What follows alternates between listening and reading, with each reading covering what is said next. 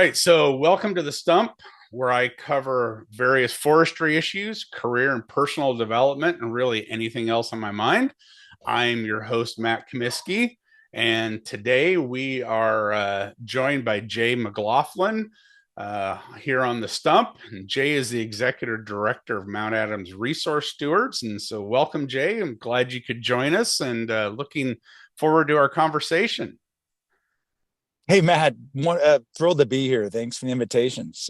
All right. Well, thank you. So I like to start most of these with kind of letting the audience know a little bit about who I'm speaking with, who they're listening to. So if you could maybe tell us a little bit about yourself, background, career in forestry, and then we'll kind of roll into the real meat of it of what is Mars or Mount Adams Resource Stewards.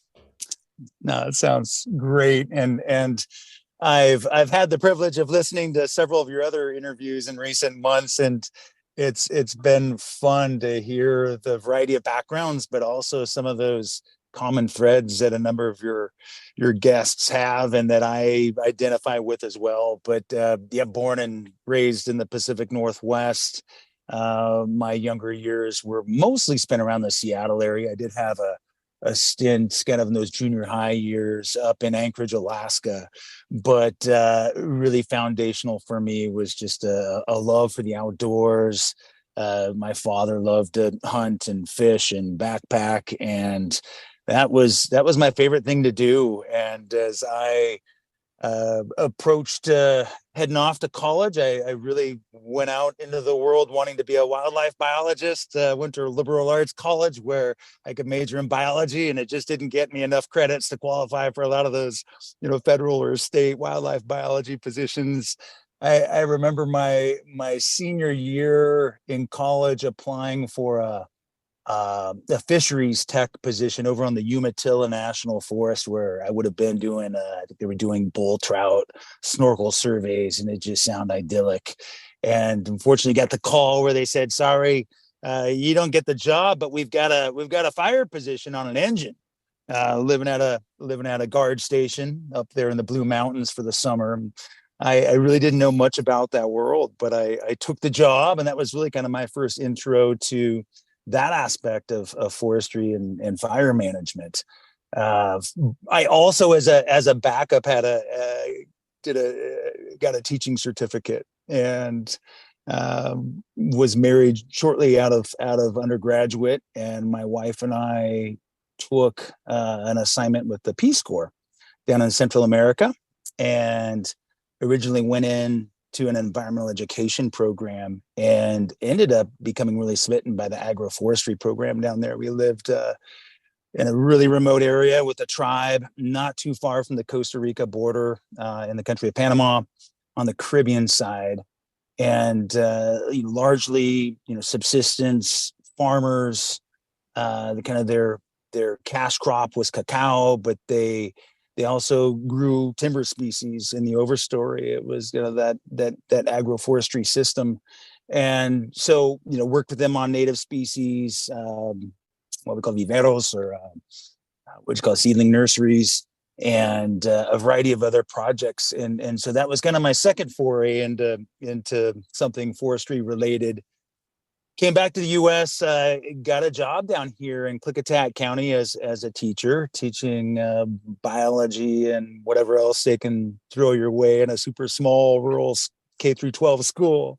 Yep. And did that for a couple of years, coached basketball, and it was just enough to realize that, one, I love this place, was super connected with a community, but didn't want to spend the rest of my career in a classroom.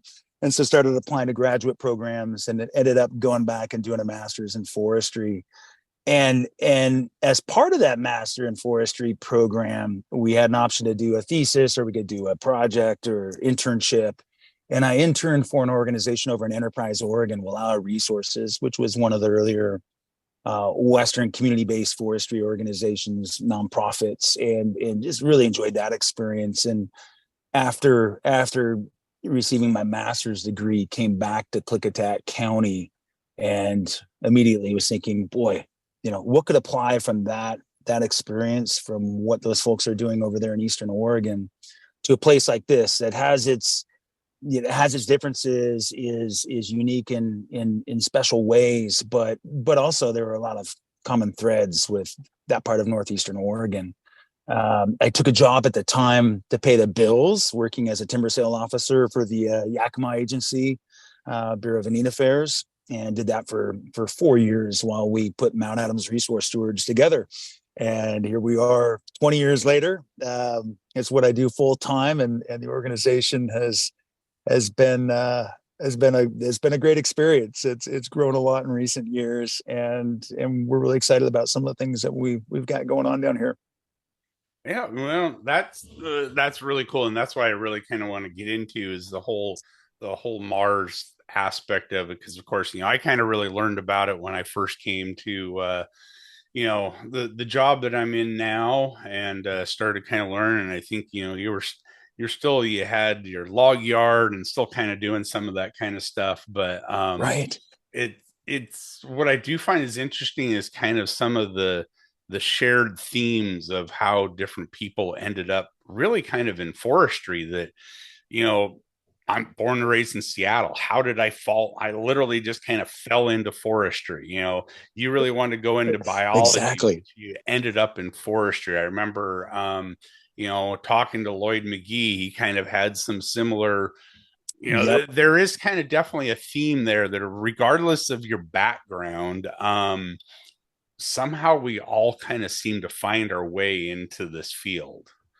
Um, Oh, it's so true. It's so true. I heard that as well, and yet it surprises me at times that there aren't more of us, especially in this day and age. Right? We go to hiring, and it's a little discouraging at times that we're not finding more people that are intrigued by some really fascinating challenges and issues that are out there that we really need the best and the brightest to work on. oh, definitely. So I got to ask, if you spent some time growing up in Seattle, what area? First several years on Bainbridge Island when it was Okay. still really rural back in the 70s. My folks had bought an old farm up on Toe Jam Hill, the highest point on Bainbridge Island, and backed right up against Port Blakely timber ground. And so kind of that open space, if you will, was my playground. That's where I'd go out and build forts and cause trouble. When I came back from Anchorage, we landed out in Woodinville, and I went to Inglemore High School. So Okay. I can't remember. I think I've heard where you graduated from, but I it's I escaping me at the moment. I graduated from Franklin High School in the heart of the Rainier Valley. So Wow, that's right. Okay. not a whole lot of forestry going on there. So No. it was definitely, but I don't know. I think for me, even though I grew up in a very urban environment, I had the fortune of living within walking distance of Discovery Park, which is, about a 400 Mm, acre, former military base, but turned into a big right. park. And so lots of hiking, hiking trails and lots of outdoor stuff. And then, I was fortunate to get involved with a Boy Scout troop that was all about the outdoors. And so, That's I great. just being exposed to all of that and seeing different parts of the state. And like for me, it's like, oh, don't I had this great idea of becoming an aeronautical engineer, and then I realized I didn't like chemistry that much. So time to get a declare a major, and here I am in forestry, and the rest is history. So Oh, wow. yeah, so it makes it interesting. And It but does.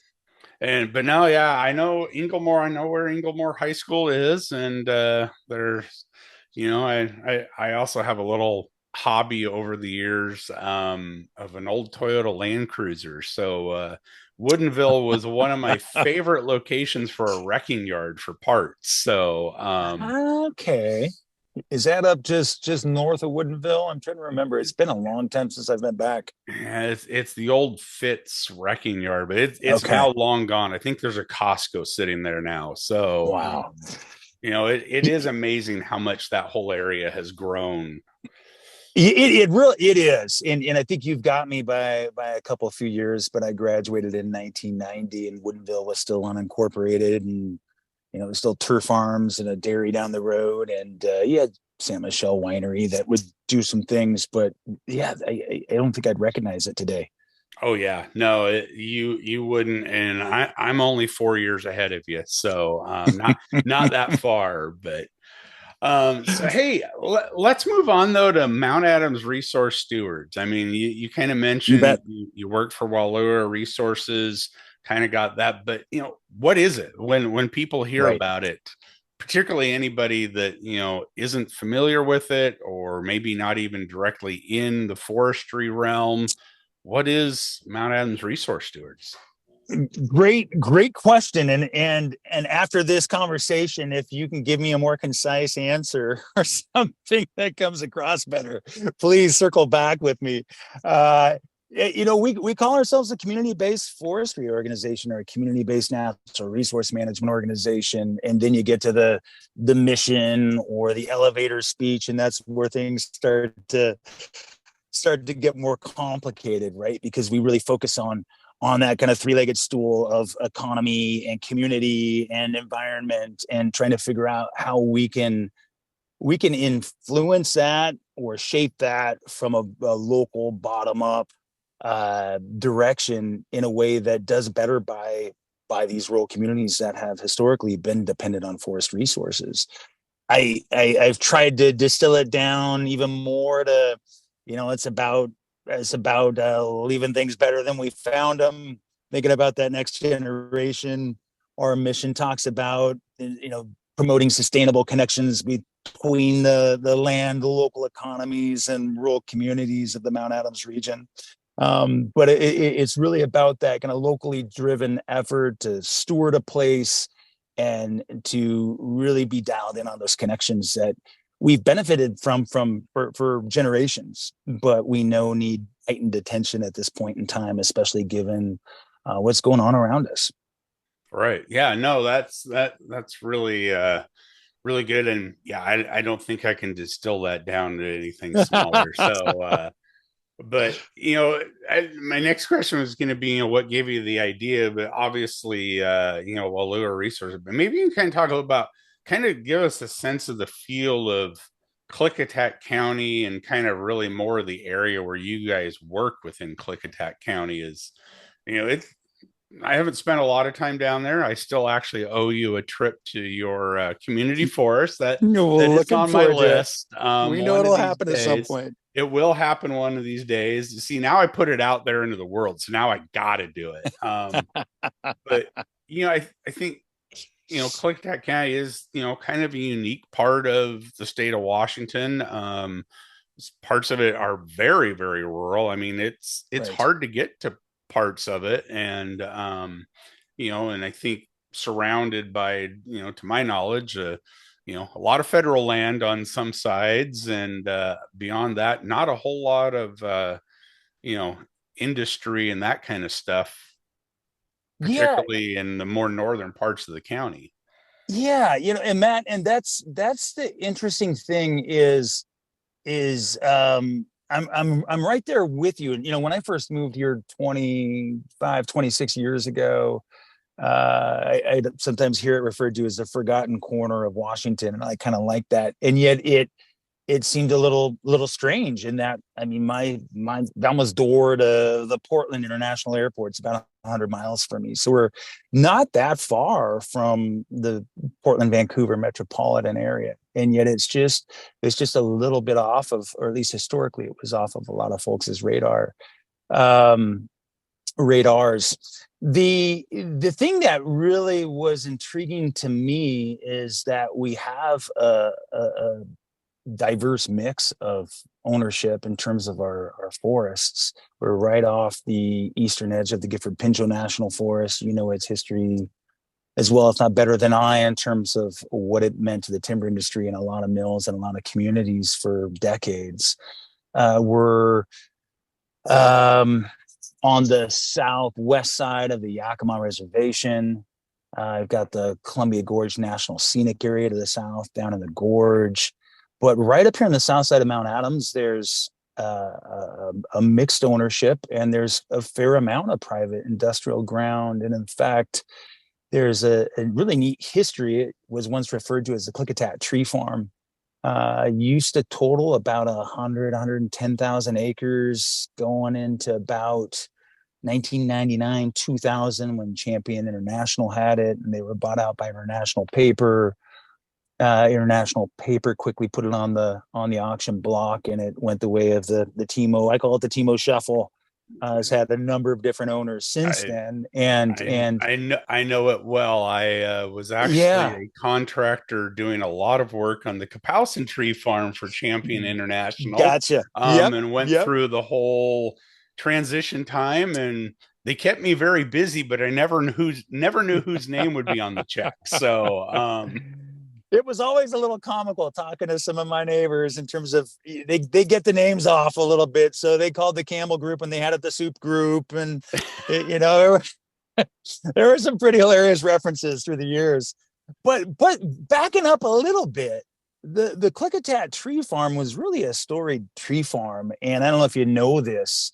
One of their claims to fame was that back in the 1930s, there was a professor from the University of Washington, your alma mater, Dr. Walter Myers, who would bring his summer forestry class down here, and they'd camp out on the Klickitat Tree Farm, and they were doing growth and yield measurements. And they claim that they adopted the first sustained yield plan for a private forest in North America back in 1939 on the Klickitat Tree Farm, and apparently it was J. Neal's Lumber Company at the time.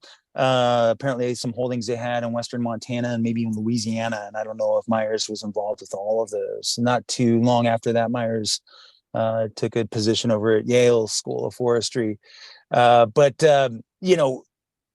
tremendous forethought for its time, growing ponderosa pine primarily on 80-year rotations, really focused on that max sustained yield to supply the sawmill that the J. Neal's Lumber Company had down in the little town of Klickitat. Rail logging, rail spurs all over this country, but some of the earlier truck logging experiments, from what I've read and heard, Collins actually had some land here prior to that, 1920s. There was kind of a funny story about Collins and J. Neal's bidding on some of the same public timber sales and finally getting together and flipping a coin to decide who was going to give up to the other one. And Collins lost, and J. Neal's, according to lore, picked up their ownership in the mill that they had in Glenwood at the time and closed that down and transferred everything down to Klickitat. But real neat history. And when I moved here in the 90s, there was still quite a bit of that infrastructure, that capacity. As I told you earlier, I was a teacher at the time, but I bet half of my students in high schools, parents were foresters or loggers, if not more. A lot of people working in the sector, and it was a really well run operation. And so going back to, or kind of catching up to present day, you start contrasting what we saw with that shuffle on private lands and what we're seeing on surrounding public lands in terms of a much less active approach to management and some of the forest health issues, and then an increasing frequency of large wildfires. Down here, they haven't been quite what we've seen in other parts of the West, but still, 2008, we had the got an 8,000 acre Cold Springs fire on the south side of Mount Adams. And then 2012, it was a 20,000 acre Cascade Creek fire, 50,000 acre Cougar Creek fire in 2015. So events like that our community had not seen in recent history, and really created some interesting conversations around, okay, if we were in charge, what would it look like? And that's what really informed Mount Adams Resource Stewards and what we've set out to do. We've always strived to have a board of directors that's not quite a forest collaborative, but tries to be multi-stakeholder. I've got loggers, ranchers, former conservation district managers, retired Forest Service foresters, business folk, retired county judge, someone who works for the Yakima Nation Fisheries Program. Really good representation of folks that care a lot about this landscape and the communities that are so closely tied to it. Yeah, no, that I think that's really cool. I mean, I think that's one thing that maybe has drawn me to this industry is the fact that, while many of us in the, the active forest management commercial side of it get, the bad rap of you're all just a bunch of, knuckle dragging loggers and stuff. But, you know, I have rarely run into anyone who um isn't wanting to be and isn't trying to be a good steward of the land. Because I think Exactly. especially for foresters, there's something about most foresters I run into, they've got that they're not looking ahead to next year or the year after. They're looking ahead 40, 50, maybe 100 years. And so a lot of their decision making Oh, is so going true. on about that. And being able to and oftentimes look back and go, ooh, 20 years ago, we screwed up. We shouldn't have done that. So let's not do that again this time. You know, and, Right, right. and we're all human. We still sometimes, look back 20 years, go, oh, that was a mistake.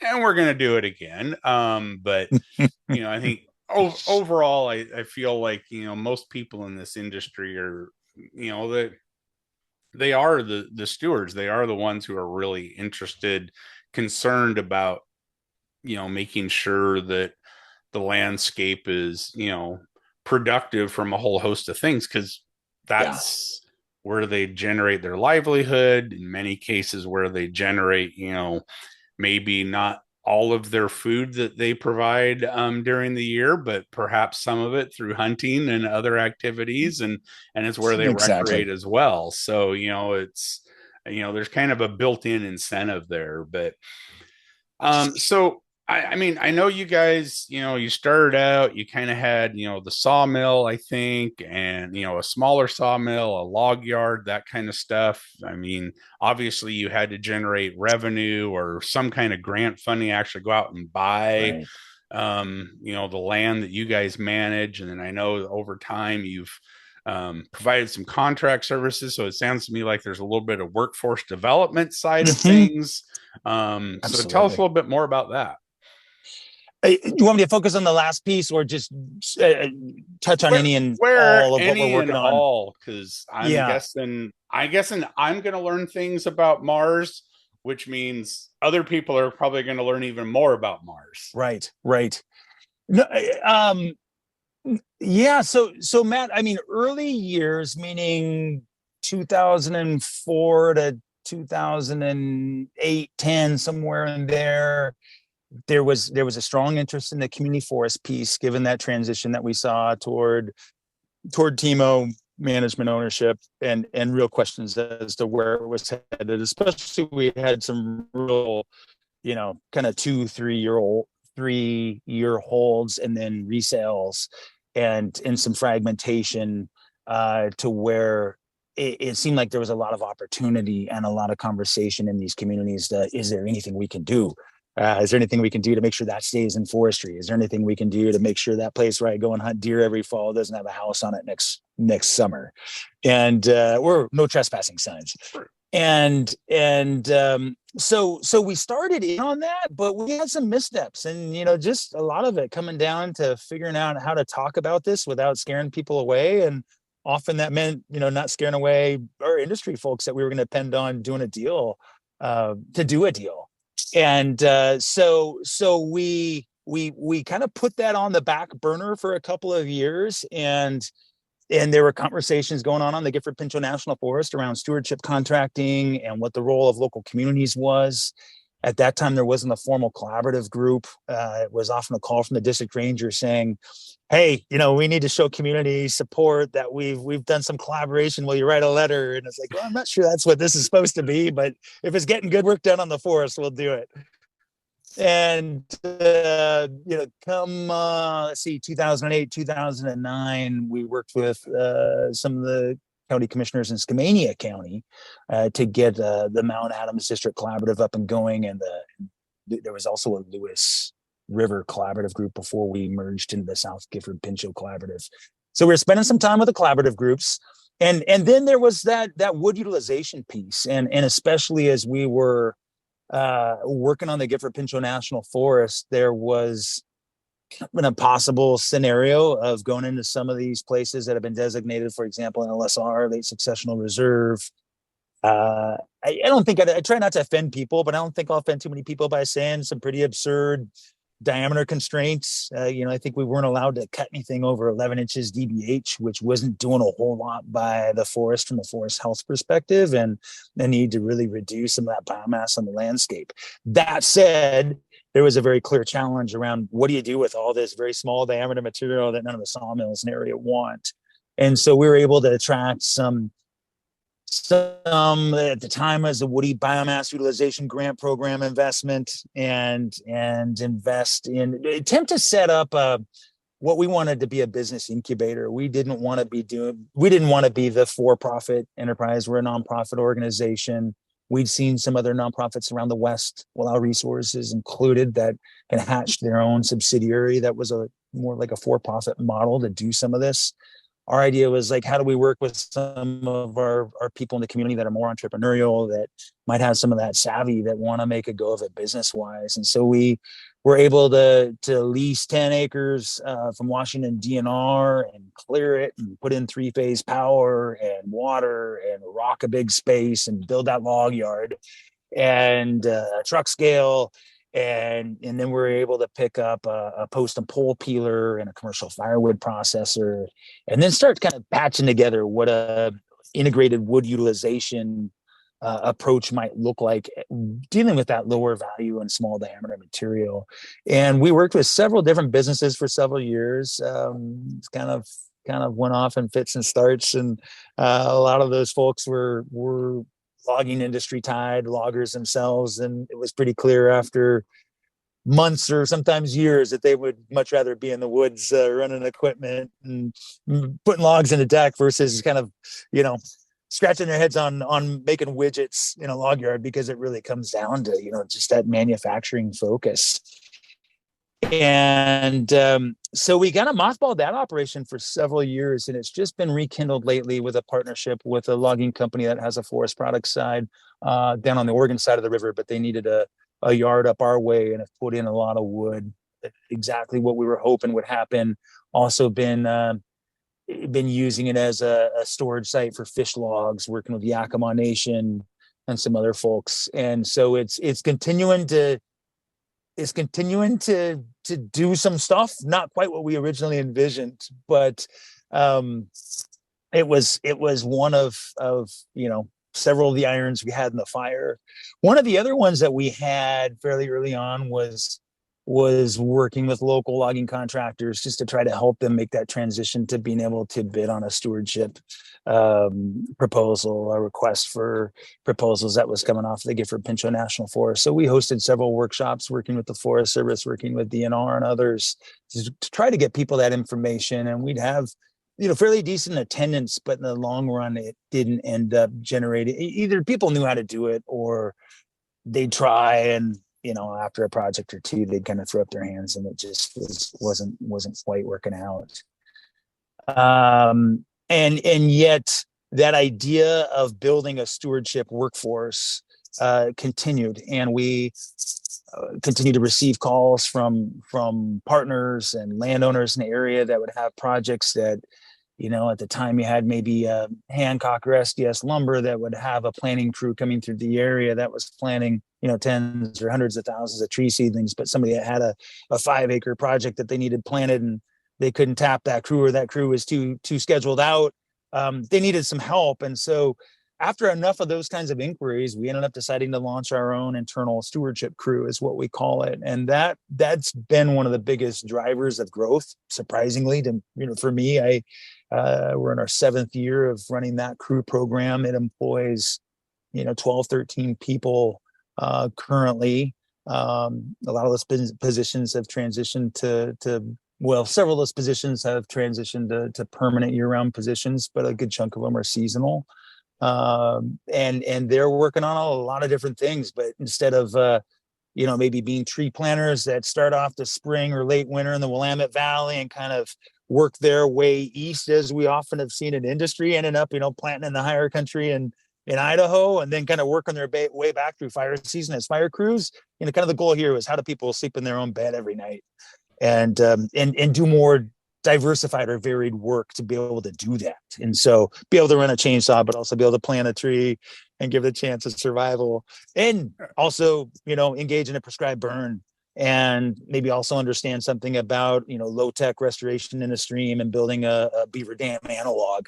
And so we've just been kind of building out this portfolio of skills and partnerships that have made our crew busier and busier. And it's been an adventure. And so let's see. I could go on, and hopefully I don't hit a thread and end up off and way too far out in left field. That led to us being, well, let's see. We had developed a pretty interesting partnership with the U.S. Fish and Wildlife Service down here at Convoy Lake National Wildlife Refuge, which is right in the heart of the Glenwood Valley, about a 6,500 acre National Wildlife Refuge, starting in 2011. And they had a forest management plan developed for the refuge. I'd say only about a third of their acreage is upland, forested, but they knew they had to do something with it from a forest health, fire resiliency perspective. And so we had been aware of what the Nature Conservancy had been doing with U.S. Fish and Wildlife Service out at Willapa Bay on the Ellsworth Preserve. And we said, how about a relationship like that here? And fortunately, we talked to the right people and we made that happen. So we've been implementing their forest management plan, given their lack of forestry expertise in the region. I think they had one forester at the time that was maybe stationed out of Spokane on Convoy Lake since 2011. And that relationship has blossomed into a number of different efforts, both around forestry as well as around kind of native species recovery. We've got a listed Oregon spotted frog down here, and one of their challenges is the introduced bullfrog in this valley. So I've got bullfrog hunters out running around with headlamps by night shooting bullfrogs and serving up bullfrog legs at our annual potluck. And that was something I never would have envisioned 6 years ago. And we've, our partnership with the Forest Service has continued to grow. I supply them with a couple of techs that staff up their pre-sales team down out of Wind River. I think we're in about our fourth season of doing that. So it's really, how do we increase that pace and scale of stewardship, of restoration work, all lands in this area? But one of my favorite things is this community forest thing, the Mount Adams Community Forest. And so we picked up our first block of land in 2011, and I think we've done 6 different transactions. Last one that we closed on last September. It's inch by inch, man. We only have about little over 1,800 acres, but it's a ton of fun, and it punches above its weight as far as how meaningful it is for us to be able to have a place where we can showcase our work. We can really demonstrate proactively managed forests. We can do it without having to wait for a gazillion permissions or NEPA analysis and 5 years of planning. I think I like to talk about the property we bought in 2014, a 300-acre block adjacent to the National Wildlife Refuge, almost pure ponderosa forest. Closed on it in August, and we had a timber sale going out there in December.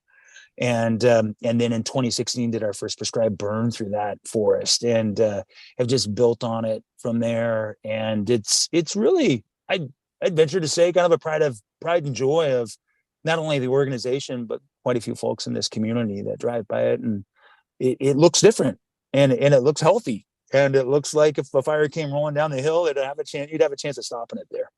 Yeah, no, I think that's great. And, you and I have had conversations over the last several years around the whole community forest thing. And, and I actually do look to Mars as kind of being one of the ones that at least I personally and professionally like to kind of put out there as a model, because, so much of the work that I do as my day job, I see people wanting to create community forests, but they're really just de facto parks. They don't really want to Right. manage them. And then oftentimes they're managed by a board that doesn't even live in the community where they are located. And Right. I guess for me, that's what I really like about Mars, or, if you look at the Montesano, city forest, those type of things, it's it's managed, it's doing forestry. Yeah, maybe it's not the intensive forestry that, a TMO or other industrial landowner may do, but you're doing things in the community to actually manage it, produce jobs, produce fiber, um, Right. Right. and kind of that whole bigger picture. And you're being driven by the people that live there. Yeah. It's I think it'd be a little different if you had six of us on your board that live in, Olympia, Seattle, and Tacoma. Um, Right. No, and it's, and it's not perfect, but when you screw up, you own the decision, right? And that's a little different when decisions sometimes are being made from hundreds, if not thousands of miles away. And you're like, why the heck are we doing that? And why the heck did my neighbor's home just burn down because of that decision? So here we own the decisions, whether they were right or wrong. And we continue to make that investment, including in monitoring and adaptive management to try to make sure that we're tracking it through time, and we continue to make as well-informed decisions as we can possibly make. And I hear what you're saying, Matt, about community forests, and I do really strive to be respectful. I don't want to tell any community what their forest should look like, but I also do think it's really important that local people are have a real um a real place at the decision making table. And I think in a lot of cases, as we think about what we build our homes out of, and carbon cycling and wildlife habitat and fire threats, that it seems to me a stretch. Maybe I'm preaching to the choir here, but that we're not wrapping our brains around how it's not going to make sense to do some harvesting, some thoughtful harvesting, and it's going to have a positive contribution to the economy in the long run, as well as the health of that forest.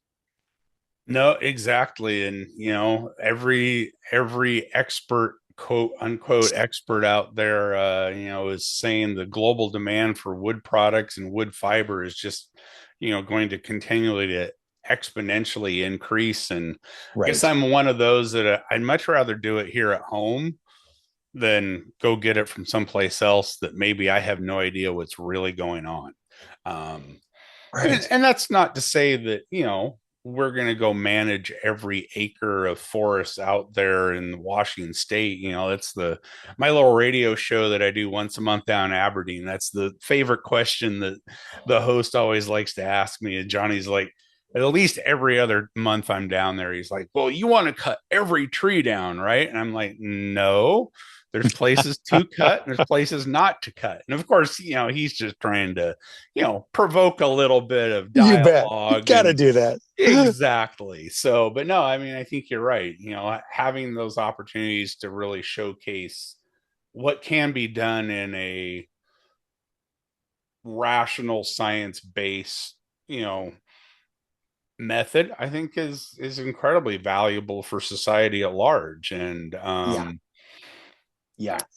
I know. I totally agree. And I mean, you would know this far better than I, but it was one of the industry articles or newsletters I was reading the other day that was talking about what I think a national deficit of something like 4.5 million housing units.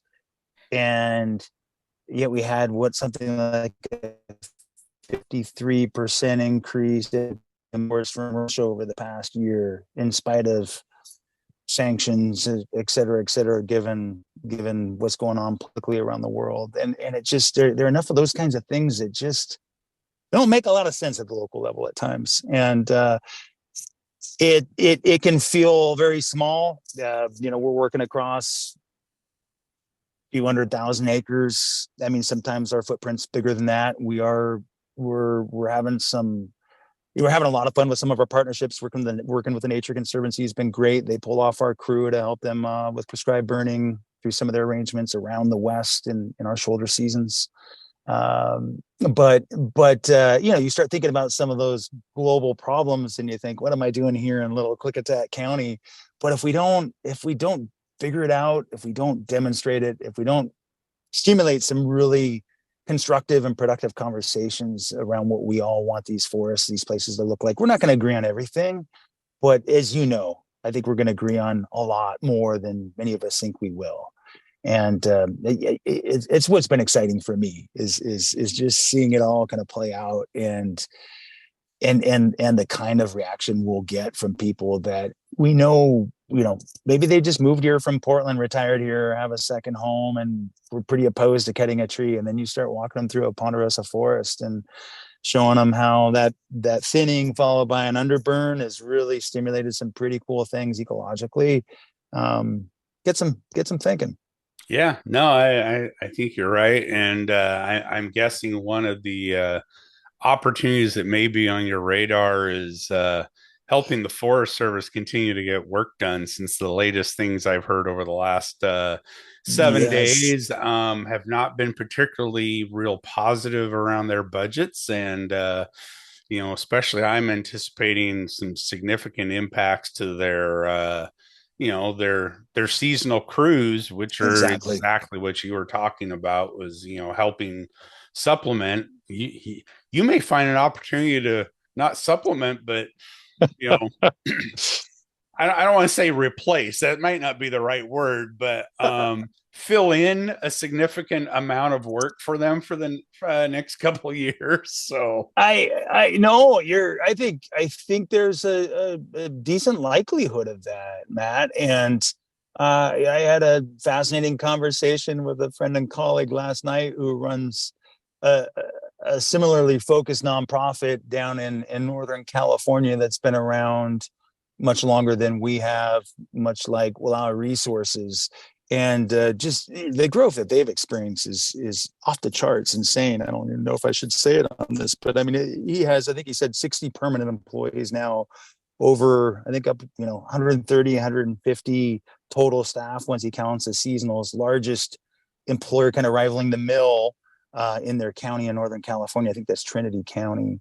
But just mind blowing in terms of the demand that has been placed on them to pick up the slack and fill some of these gaps that have come about, whether it's hiring efficiencies or budgets, or just people that can't figure out how this agency can work with that agency, or something that comes about because of the innovation that we're always trying to push, and just like, hey, let's try this out. We've got an idea. We can figure out a way to fund it because it is new or different, and people are willing to invest in it.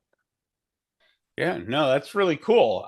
So what kind of opportunities do you see for Mars on the horizon, besides obviously, the helping some of our federal partners get work done?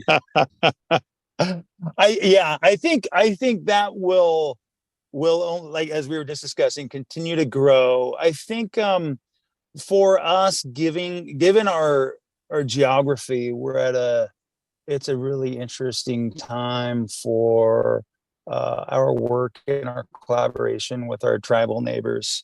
The Yakama Nation in particular, they've got a tremendous landscape that they manage, and have done some great forestry. But also, some of what I've heard from some of their forestry folk is they're struggling to find capacity or hire people into some of their positions. And so I think there's a real opportunity as they continue to figure out how to bring things that haven't been part of their management recently back under their direction, whether it's actually picking that land up or through some kind of co-stewardship, co-management type arrangement, but how they're going to get that work done. So I think that's an interesting conversation to explore. We're working with them right now on a community wildfire defense grant that they secured. We helped them write, to just growing partnership there, learning a lot from them on the prescribed fire end of things. But just really an exciting time, I think, in that realm. Um, what else for us down here? I mean, for us, it feels like, Matt, we've grown to, yeah, I've got about 25 staff. A good chunk of those are seasonal, not really big, but in Little Klickitat County, we're the largest employer in Glenwood. It used to be the school, and it's felt in many ways like we've kind of built the ship while we were flying it. And so for me as an executive director, as much as I'd like to be out here every day, all day, flinging paint and talking to loggers and figuring out whether there's a slightly better market than the alpha one we've been Yeah, working with. yeah. There's a lot of just like kind of getting that business side of the organization as the infrastructure locked in, built up, improved upon, that kind of thing. And so that's not super exciting, but it's something that I think any good business or nonprofit's got to do and has got to invest in. I think some people, they think a nonprofit is just this dramatically different thing or organization. And I keep telling people, it's like, we're a business. We just reinvest any profit that we might make, if we do make one, back into the mission. Right. And that mission is community in the land. And so that's my charge is go out there and continue to ensure that we're keeping our heads above water and able to make those investments back in this place. Yeah, no, that's really cool. And yeah, I think that is one thing that I've found a lot of people don't understand around the nonprofit side of things, is that it still is a business. Exactly. You still have taxes to file, you still have profit and loss statements to do, you Yep. still have budgeting. Some of your revenue generation may be less traditional from a for-profit business, but Right. at the end of the day, you still got to figure out how you're paying the bills, Yep. and keeping the lights on and doing all that kind of stuff. So, I agree. It is something that I think maybe too often we as a society, we see these big national nonprofits, and Right. they kind of, I don't know, it's kind of hard to have a connection to them, I guess, from that operational side. But Sure. when you get into these smaller nonprofits, like yours, or I mean, I'm even thinking, I've been on the board of a couple ones. I'm actually on the board, of course, of the Pincho Partners on the north end of the Gifford Pincho. And Gotcha. and reminding people that we are still a business. We still need a budget. We still Right. need, you Right. know, we need to track our finances. We need to know our income and our liabilities, and all that kind of stuff. Yeah. And keeping people realizing that, I think, is critical. And like you said, just the big difference is that oftentimes, rather than issuing a dividend to shareholders, you're reinvesting it into keeping the program going. So, well, And for hey, those that think is all glory, is like, keep telling me, and you got to file a whole heck of a lot more paperwork in the end too. So yeah, exactly. So, well, hey, I can see it starting to get dark there. Want to make sure that you get your way out of the woods before it gets too dark. And I could carry on this conversation on for a long, long time. But me I, too. I think it's been great. Is there anything else you want to add or cover? No, Matt, it's been I've been looking forward to this, and I've really enjoyed your podcast, and kudos to you for doing it. You've had some great diversity of perspectives on your program, and I just think there's so many fascinating conversations to be had out there right now around forests and forestry in our communities. One of the ones as a forester that I love to sometimes ping my industrial friends or colleagues on is, what do we really expect or want from our forests? And everybody's going to have a different answer. But when we start looking at that production side of forestry, I think there have been some.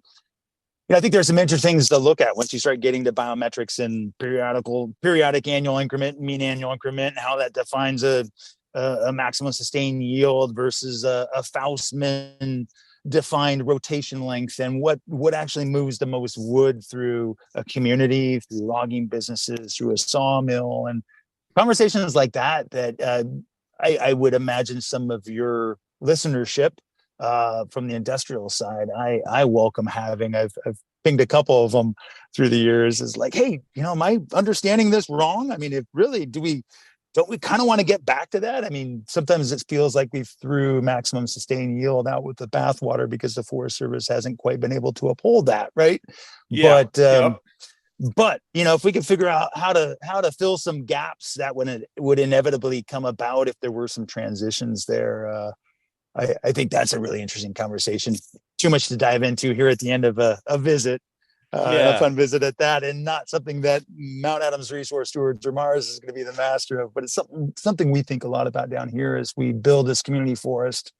Think about rotation length. Think about how we're going to manage particular stands into the future, and have a lot of fun with it. So Well, we look great. forward to getting you down here. Yes, no, I will. Like I said, now I've committed it publicly, so I got to get it done. So I assume if anybody wants to learn more about Mars, you've got a website, all that kind of stuff. I can put all that in the show notes so people can go. Yep. Yep. Yep. You're welcome to do that. We dropped the resource from the name. So it's mtadamsstewards.org. And my email is j@mountatadamsstewards.org. But yeah, we're Mount Adams Resource Stewards, locally called Mars. And welcome the inquiries, welcome the questions, the challenges, and look forward to continuing the conversation. All right, well, great. Thank you for joining us, and we will definitely plan on getting you back. Maybe we can Thanks, have some of Matt. those more deep conversations. I love it. I love it. So, all Great. righty. You take good care. Thanks again for having me. Well, thank you, and you have a good one as well. Okay, will do, Matt.